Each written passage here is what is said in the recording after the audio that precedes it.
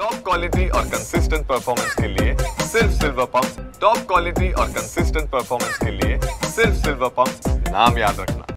आज राज्याचा 11वा अर्थसंकल्प अजितदादा पवार सादर करतायत। सर्व मान्यवर आमदार आपल्या सोबत आहे, आपण त्यांच्याशी आज चर्चा करणार आहोत। सचिन अहिर आपल्या सोबत आहेत, अमोल मिटकरी आहेत राष्ट्रवादीतून, आणि राष्ट्रवादी शरद पवार यांच्या गटातून शशिकांत शिंदे सुद्धा आहेत। आपण सगळ्यात आधी सचिन अहिर साहेबांकडे जाणार आहोत। साहेब, या अर्थसंकल्पाकडे नेमकं तुम्ही कसं पाहता? जी आमची माफक अपेक्षा आहे की कुठचाही सरकार येतो त्यावेळी घोषणाचा पाऊस होतो अशी टीका विरोधक करतात। आमची माफक अपेक्षा आहे की महायुतीने जाहीरनामा केल्याप्रमाणे जसं लाडकी बहिणीला न्याय देण्याचं काम त्यांनी निवडणुकीच्या अगोदर केलं, घोषणाचा पाऊस दिलं, तसे 1500चे त्यांनी 2100 रुपये करावे। शेतकऱ्यांना कर्जमुक्तीचा पहिल्या कॅबिनेटमध्ये आल्यानंतर आम्ही निर्णय घेऊ म्हणून त्यावेळीचे राज्याचे उपमुख्यमंत्री आणि आत्ताचे मुख्यमंत्र्यांनी सांगितलं होतं। एवढंच नाही तर पेन्शन योजनेच्या बाबतीत त्यांनी सांगितलं होतं, आणि जीवनात्मक वस्तू जे भाव स्थिर ठेवू, या 3-4 गोष्टी झाल्या तरी देखील मला असं वाटते ही अपेक्षा आहे की सरकारकडनं कवा हे होईल म्हणून घेऊन, कारण त्यांनीच जाहीरनाम्यामध्ये सांगितलेले आहेत। आता हे आम्ही लाडकी बहीण योजनेला आम्ही एवढे नाही एवढे देऊ शकतो, आता नाही देऊ, 5 वर्षाची नाही 2100 रुपये, पण आम्हाला 5 वर्षाची वेळ आहे। रोजगाराच्या बाबतीत एवढे नाही एवढे रोजगार आहेत पण आम्ही देऊ, असं तातुरमतूर न बोलता ठोस काहीतरी या अर्थसंकल्पामध्ये यायला पाहिजे। कारण राज्य कर्जाच्या एकदम कर्जाच्या याच्यावरती उंबरठ्यावरती असताना कशा प्रकारे याचा समतोलन ठेवणार आहे हे या बजेटमध्ये आम्हाला बघायचं। याचं उत्तर कसं देणार? आश्वासनाची खैरात वाटली, आश्वासनं पूर्ण केली नाही। सचिन भाऊंना अपेक्षा आहेत की आता त्यांच्या अपेक्षा पूर्ण व्हायला आता काही तासच शिल्लक आहेत, त्याच्यामुळे त्यांच्या सर्व प्रश्नाची उत्तरं अर्थसंकल्प सादर झाल्यानंतर मांडलेली योग्य राहतील। हे गोष्ट खरी आहे की आर्थिक पाहणी अहवालामध्ये राज्य कर्ज बाजारात आहे का, तर हो, हे खरं आहे। पण हे आताच आहे का? ज्यावेळेस अर्थसंकल्प मांडला जातो त्याच्या पहिल्या दिवशी आर्थिक पाहणी अहवाल येतो। आता वित्तीय तूट कशी भरून काढायची तर त्याकरता राज्य सरकार केंद्र सरकारकडे पाठपुरावा करणार, पण शेतकऱ्याच्या दृष्टिकोनातून। आणि अजितदादा आर्थिक शिस्तीचे कसे भोगते आहेत हे इथल्या तिघांनाही माहीत आहे। मी तरी अजितदादांच्या पक्षात आता ज्युनियर आहे, पण सचिन भाऊ त्यांच्या पक्षात होते, शिंदेसाहेबही त्यांच्या पक्षात होते, आताही आहेत, ते भेटतात कधी कधी देवगिरीला जाऊन।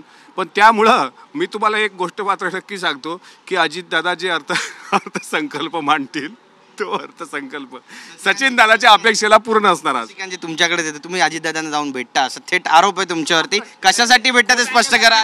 आणि अर्थसंकल्प सादर होतोय का? मी मागे सुद्धा त्यांनी असाच आरोप केला होता माझ्यावर। माझ्या निष्ठेबद्दल त्यांनी कधी चाचपणी करू नये। मला जर निष्ठा बदलायची 2014 सालीच बदलली असते। मी आदरणीय पवार साहेबांचा निष्ठावंत पाईक आहे, आपण त्याच्यावर नंतर चर्चा करू, म्हटलं बिग चर्चा करू। माझं असं म्हणणं आहे की आत्ताच्या घडीला अर्थसंकल्पामध्ये अजितदादांचा उल्लेख केला, अजितदादांचे अनेक अर्थसंकल्प बघितले, किंबहुना आम्ही कामं घेऊन गेल्यानंतर सांगायचे राज्य चालवायचं आहे, असले काही लाड पुरवणारा मी नाही। आता तेच अजितदादांचा आजचा अर्थसंकल्प आम्हाला बघायचा आहे, कारण आज ट्रिबल इंजिन सरकार चालवताना अजितदादाचा शिस्तप्रिय अशा प्रकारचा अर्थमंत्री आम्हाला बघायचा आहे। कर्ज काढून सण साजरे करणारा अजितदादा आम्हाला नको आहे। लोकांच्या डोक्यावर कर्ज ठेवून आता ते म्हणाले, खरं म्हटलं तर मी फार गांभीर्याने बोलतो मागच्या 2-2.5 वर्षामध्ये, आणि हे केंद्रातल्या सत्तेच्या सत्ताधाऱ्यांनी सुद्धा गांभीर्य घेतलं आहे, देवेंद्र फडणवीस मुख्यमंत्री यांनी सुद्धा गांभीर्याने घेतलेलं आहे। ज्या पद्धतीने 2.5 वर्षामध्ये महाराष्ट्राच्या पैशाची लूट झाली तसा अर्थसंकल्प आम्हाला नको आहे। महाराष्ट्राच्या पैशाची लूट झाली म्हणजे 100% झाली, ते मान्य करतील। मान्य करतात असं आहे की ज्या पद्धतीने 1 लाख कोटी मागच्या 2 वर्षामध्ये कर्ज वाढलं गेलं, काढलं गेलं, दुर्दैव आहे। हे कसं अजितदादा सहन केलं मला कळत नाही। आज जर बघितलं, माझा अपेक्षा एवढीच आहे, काल पाणी अहवाल आलेला आहे, त्या पाणी अहवालामध्ये आज उद्योगधंद्याच्या माध्यमातून तुमचा आर्थिक पाणी अहवालामध्ये बॅलन्स म्हणजे 7.6च्या ऐवजी 3 झाला आहे, परंतु हा शेतकऱ्यांनी टिकवलेला आहे। त्या शेतकऱ्यांना काय दिलं जातं आम्हाला बघायचं आहे।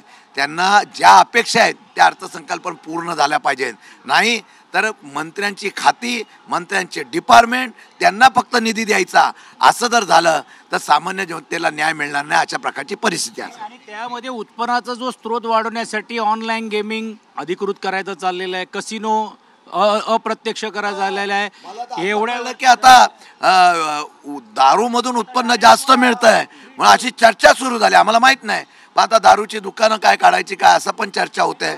देणारच होते ना परवाने, नवीन परवाने दिले जातील परवानगी नवीन परवाने द्यायच्या बाबतीमधलं धोरण असेल तर मला वाटतं की सुरू करायचा चाललेला आहे. म्हणून म्हणजे असं जर राज्यामध्ये जर हे उत्पन्नाचा स्रोत वाढून घेऊन जर तुम्ही लाडकी बहीण म्हणून म्हणणार असेल तर एका बाजूला तुम्ही त्या बहिणीचे अश्रू पुसत नाही, घर उद्ध्वस्त करताय, आणि दुसऱ्या बाजूला तुम्ही अशा प्रकारे जर स्रोत वाढवत असेल तर कशा आपण पद्धतीने हे राज्य चाललेलं आहे ह्याचा सुद्धा. पण आम्ही आशावादी हास्य मिटकरींच्या चेहऱ्यावरती मिटकरींना विचारते उत्तर द्यावं, एक उत्तर द्यावं मिटकरींनी.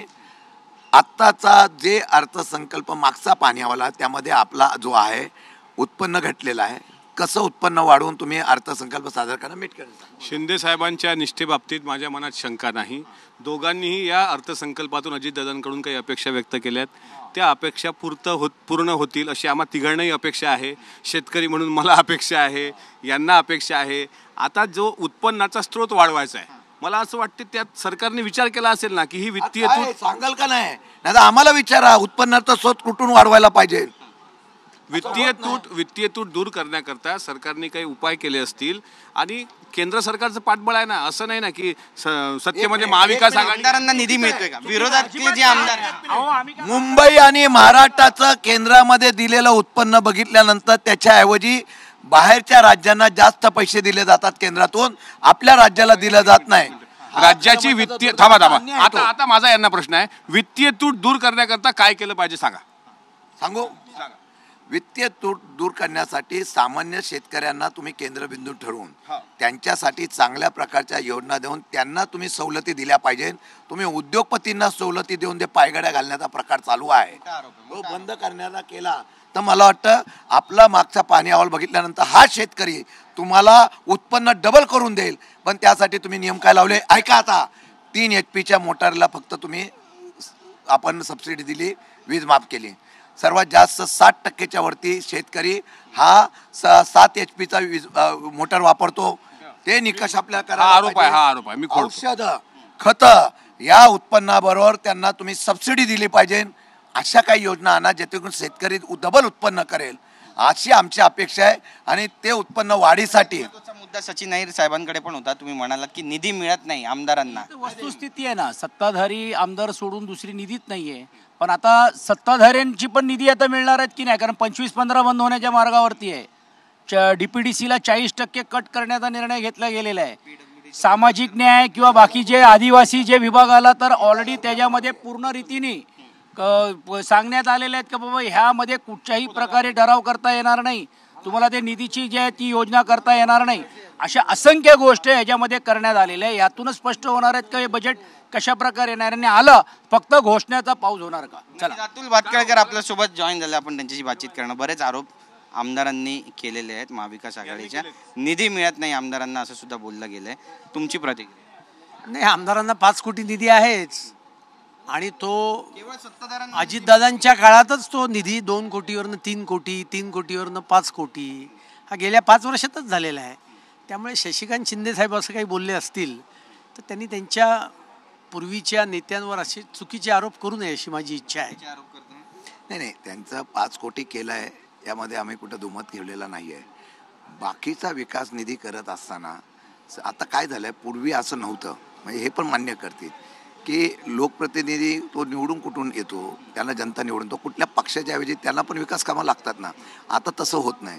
आता ध्रुवीकरण झालेलं आहे, डिवायडेशन पॉलिसी झालेली आहे. त्या ठिकाणी की बघितलं जातं की हा आपल्या पार्टीचा आहे का, त्यालाच कामं द्या, बाकीच्यांची द्यायची नाही. तो हा मला वाटतं असमतोलपणा आहे. लोकशाहीमध्ये सगळ्यांनी एकत्र आलं पाहिजे. पण मी खरंच सांगतो, ह्याला हे पण मान्य करतील, डेकोरम बिघडत चाललेला आहे. आता विरोधक हा विरोधापुरता न राहता आता हमरीतुमरीपर्यंत गेलेला आहे. कदाचित मला वाटतं की सभागृहामध्ये कधी फ्रीस्टाईल होऊ नये अशी माझी माफक अपेक्षा आहे. आणि तो अर्थसंकल्पातून यांनी पूर्ण करावा एवढी आमची अपेक्षा त्यांच्याकडे आहे. म्हणजे फ्रीस्टाईल होऊ शकते आमदारांमध्ये, अशी परिस्थिती सध्या असं वाटतं तुम्हाला?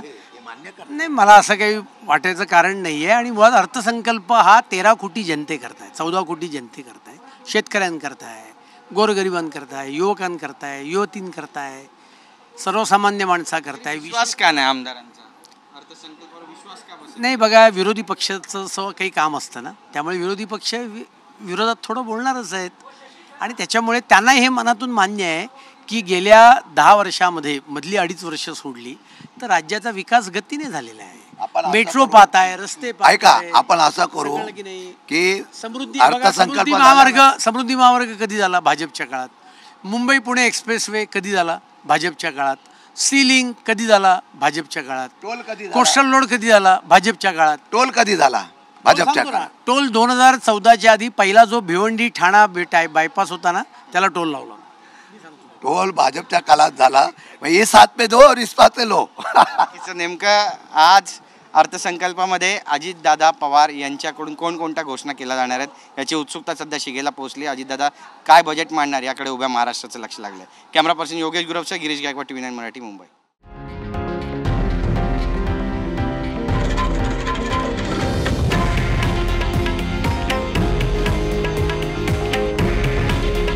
हे आहे देशातील नंबर 1 न्यूज नेटवर्क आणि आपण पाहत आहात TV9 मराठी. काळजी तुमची, हित महाराष्ट्राचं.